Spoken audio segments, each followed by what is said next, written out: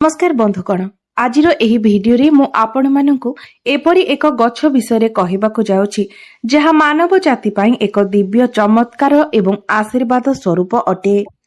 एही जे वृक्षलता मानव जाति पई कोनोसी संजीवनी बूटी ठारू कम नुहे। तेबे आज मु आपण मानकु जे गछ विषय कहवाकू जाउछि सेही गछटी कोनोसी संजीवनी बूटी ठारू कम नुहे। तेबे आज मु जे गछ विषय कहवाकू जाउछि सेही गछटी कोनोसी चमत्कारी गछ ठारू कम नुहे। एहार प्रयोग मनुष्य जाति पई अत्यंत आवश्यक अटे। आयुर्वेद रे एही गछर बहुत अधिक महत्व रहिछि। तेबे आजिर एही भिडियो रे मु आपण मानकु एही गछर तांत्रिक आयुर्वेदिक एवं धार्मिक प्रयोग विषय कहिबी। तेबे बंधु माने एही गछ को आमे समस्ते लाजकुली गछ भाबरे जानिछे एवं एही गछटी को आपण प्रायत सबु जगार देखिबाकू पाइथिबे। तेबे बंधु माने आसंतु जानिबा एही गछर चमत्कारी प्रयोग विषय। तेबे भिडियोटी रे आगको बढ़िबा पूर्वरु भिडियोटी को लाइक करी चैनलटी को निश्चय सब्सक्राइब करिदेबे एवं कमेंट बॉक्स रे जय मां लक्ष्मी निश्चय लिखिबे। बंधु माने आपण माने जानिथिबे एही गछ को छुईबा मात्रे ही तार पत्र गुड़िक बुझी होई जाई थाए। अनेक लोकंक बाड़ी रे मध्य एही गछटी देखिबाकू मिली थाए। तेबे आसंतु एहार धार्मिक प्रयोग विषय जानि नेबा। एही गछटी जेउ घरे रही थाए सेही घर उपरे तंत्र मंत्रर कोनोसी प्रभाव पड़ी न थाए। तेबे आपण जदि एही गछटी को निज बाड़ी रे लगांती निज बाड़ी रे रखंती तेबे आपणको घर उपरे तंत्र मंत्रर कोनोसी भी प्रभाव पड़िबो नाही। एही गछटी तंत्र शक्ति को निज आड़कू शोषि नै थाए। बंधु माने किछि एपरी व्यक्ति थांती जेउ मानकर खराब नजर आम घर उपरे पड़ी थाए। तेबे कोनोसी भी खराब दृष्टि ठारू निज घर को बंचाइबा पई हेले आपण निज घरे एही गछटी को निश्चय लगांतु। एही गछटी समस्त प्रकारर खराब शक्ति को निज आड़को आकर्षित करि देई थाए, जहा फलरे कोनोसी भी खराब शक्तिर प्रभाव आमर घर उपरे पड़ी न थाए। एहार द्वितीय फायदा हेउछि एहा आम घरर समस्त वास्तु दोष गुडी को नष्ट करि थाए। जदि गृहर कोनोसी व्यक्तिंकर कंठ दोष थाए तेबे एही गछटी आमर घर परिसर मध्यरे रहिबा द्वारा कंठ दोष मध्य दूर होई जाई थाए। एहार चेर को जदि आपण ताबिज रे भर्ती करी धारण करंती तेबे काशजनित समस्त समस्या मध्य दूर होई थाए।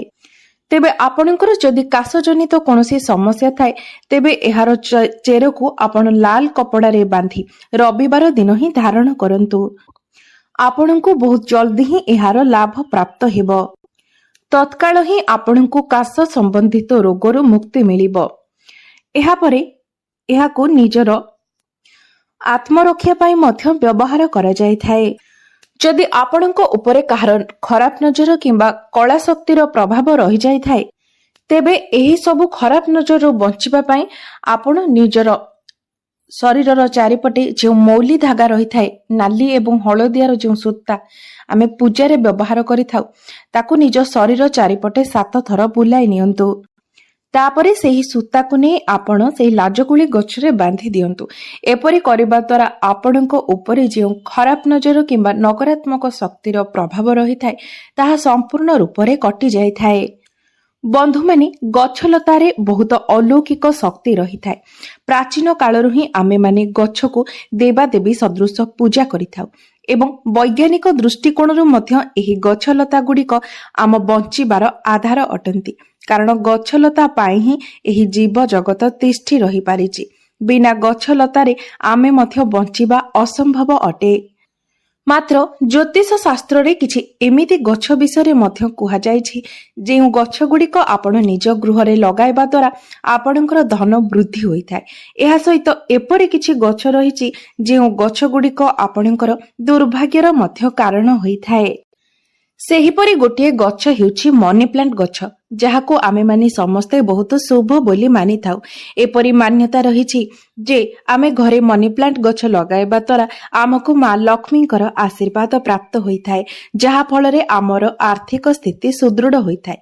तेबे आपण मनी प्लांट भली जदि लाजकुली गछ को मध्य घरे लगांती जेउ दिन ही आपण एही गछ को निज घरे लगाइबे आपण देखि पारिबे जे सेही दिन ठारू आपणकर आध्यात्मिक उन्नति हेबाको लागिबो।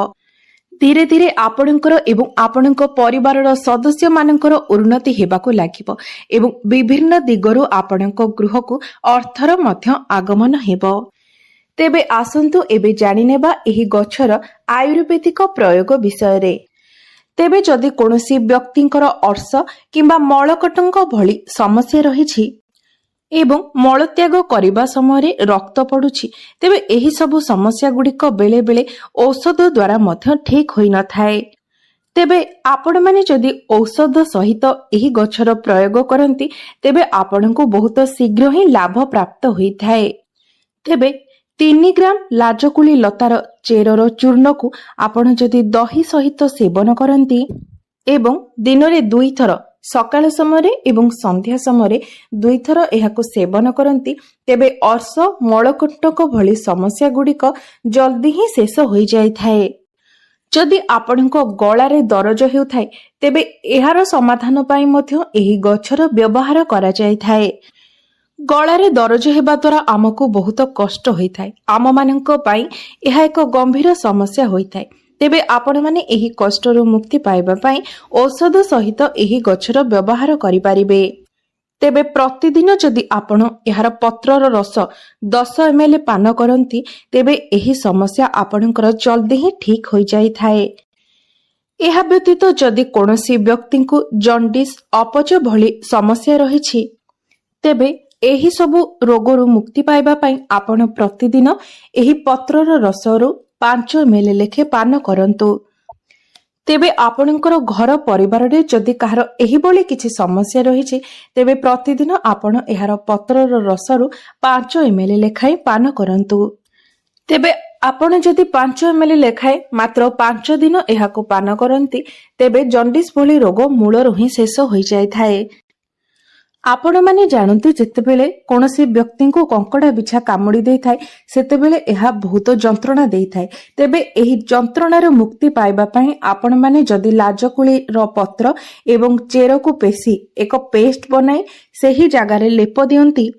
लेप देबा उपरे परे ता उपरे एक कपड़ा बांधी दियंतु। देखिबे 15 रु 20 मिनिट भितरे सेही जंत्रणा संपूर्ण रूप रे कमी जिवो। घा भली समस्या पाई मध्य एहा लाभदायक होइथाए। बेले बेले जो मानकु डायबिटीज होइथाए सेमानकर शरीर रे एही घा भली समस्या देखिबाकू मिलिथाए। जदि कोनोसी कारणरू सेमानक शरीर रे घा होए तेबे ताहा सुखिबाकू बहुत समय लागिथाए। बेले बेले सेही घा सुखी मध्य नथाए। तेबे एही सबु समस्या रो मुक्ति पाइबा पाई आपण एही गछर व्यवहार करि पारिबे। सेथिपाई आपण लाजकुली गछर मंजीर चूर्ण करि नियंतु एवं सेही चूर्ण को सेही घारे लगांतु।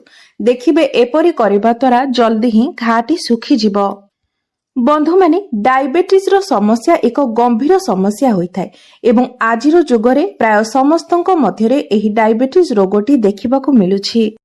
तेबे डायबिटीज रोग को दूर करिबा पई एही गछटी रामबाण सदृश होइथाय। तेबे एपरि माना जायथाय जे लिंबो मंजीर चूर्ण बेलर पत्र एवं लाजकुली गछर पत्र एवं चेर एहार चूर्ण एही 4टी जिनिसर चूर्ण को मिसाई आपण एक पाउडर प्रस्तुत करंतु। तेबे एही पाउडर को आपण प्रतिदिन सकाळ समय एवं संध्या समय खाली पेटरे 1 चामच एही पाउडर ने पानी रे मिसाई पी दियंतु। एहाको सेवन करबा द्वारा आपणकर सुगार भली समस्या कंट्रोल होई जिवो। तेबे आसंतु एबे एहार तांत्रिक प्रयोग विषय जानिनेबा। तेबे बंधु माने एपरि माना जाए जे एहार चेर को धारण करबा द्वारा सम्मोहन शक्तिर विकास होइथाए। लोक माने आपणको आडको आकर्षित होइथांती। एहाको धारण करबा द्वारा एक अतिरिक्त ऊर्जार निर्माण आपणकर शरीर रे होइथाए। आपणको एपरि अनुभव होइथाए जे कोनोसी दैवी शक्ति जेपरि आपणकर आध्यात्मिक उन्नति को बढ़ी वृद्धि करबाको देउछंती।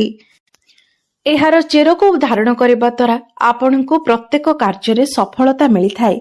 जीवन रे आपण जे कोनोसी भी कार्य आरंभ करिथांती सेही कार्य को आपण संपूर्ण रूप रे पूर्ण करि पारिथांती। ଏବଂ ଗୃହକୁ ବିଭିନ୍ନ ଦିଗରୁ ଧନର ଆଗମନ ମଧ୍ୟ ହୋଇଥାଏ।